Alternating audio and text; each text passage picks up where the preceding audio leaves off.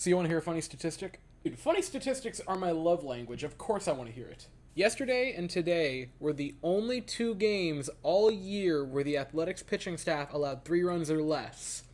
And they were in losses on back-to-back nights to complete getting swept. This is a moment to remind everyone watching to check in on any friends or family who might be Athletics fans, because it's been a year for them so far. Hi, I'm Weston. I love talking about the Astros, and I'm here to talk about Game 26 of the regular season, where the Astros win 2-0 over the Oakland Athletics and complete the 3-game sweep of the Oakland A's as they visit Minute Maid Park. The Oakland A's are now 10-38. God bless any of the fans of that team, and God bless the players, because that is not... man, that is hard to... That's just sad. Like, I made jokes yesterday, and I make a joke more or less to start this video. That is genuinely, like, horrifying. Like, imagine waking up and knowing that you have to go to a stadium in Oakland that has, like, 17 fans in it and play a miserable game of baseball where even when you do things right, you lose. And that kind of leads into this, right? The A's did good today, in the sense they held the Astros to 2 runs. Pitching staff more than did its part of the bargain.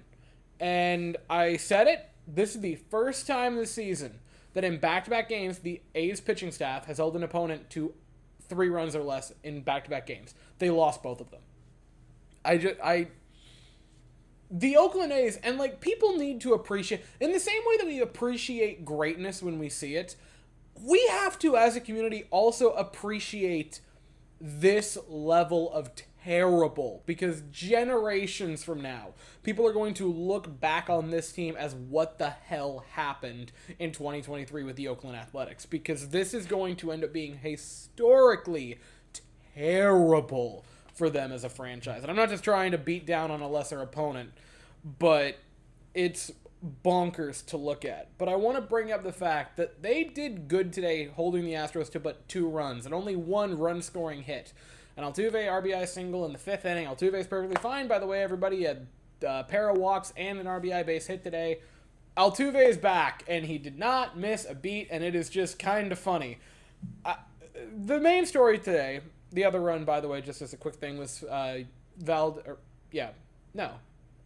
Yordan Alvarez. How could I not think of that man's name? Scoring on a wild pitch. The main story today is Framber Valdez, complete game shutout. Man, a masterpiece by Framber Valdez. Maybe his best game. I think opponent is important to look at, but just independent of his numbers as themselves, it's got to be up there. The swing and miss was low. I believe 7 swings and misses for Framber Valdez today, but held him to a low expected batting average. 7 strikeouts, didn't walk a soul. He might not have gotten a ton of swing and miss stuff, but you look me in the eye and tell me that he wasn't placing it exactly where he wanted to today. Framber Valdez was fantastic, and I made a joke to a longtime viewer on social media today. Imagine trying to tell yourself in 2018 when he debuted that in 2023 Framber Valdez was going to be the undeniable ace of this franchise. It is just...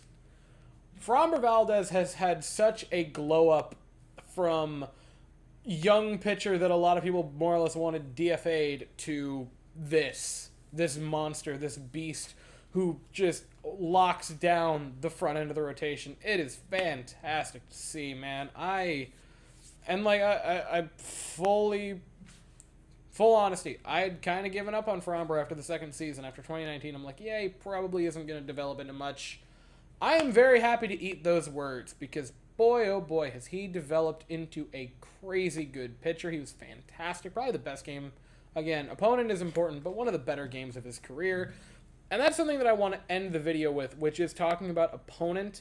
And while I don't think the Astros played well this series, I really don't. You had yesterday, the Saturday game. I'm recording this at 2 in the morning. That's fun. Anyway, the Saturday game where they won 3-2, where they weren't looking particularly good. That came down to Yordan Alvarez with a clutch home run in the 8th inning.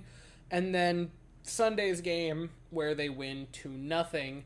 But again, only the 2 runs against a team like Oakland and a pitching staff like Oakland that's been allowing over 7 runs a game on average.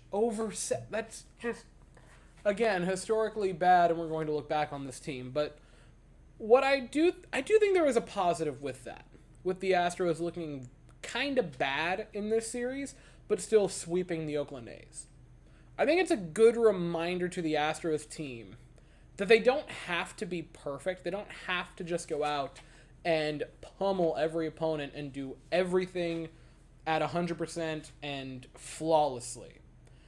They are a good team, and good teams find ways to win those dumb games that you probably shouldn't win. That's more or less what distinguishes the good teams and the bad teams once you get to the end of the year. There's 162 games. From sheer odds, some teams, even the Oakland A's, are going to win, 30 or 40 games, but that seems kind of like a long shot. Most terrible teams will win 40 to 50 to 60 games. Even bottom feeders will win 60 games a season. What separates the two, what separates the bad from the good, is winning the stupid games like today or yesterday to help get you to that 80, 90, 100 win marker at the end of the season. The Astros have very recently, they've won 7 in a row, and quite a few of those have been those dumb games that you had absolutely no business winning. Today, yesterday, the Cubs game where they entered the 8th down 6-1.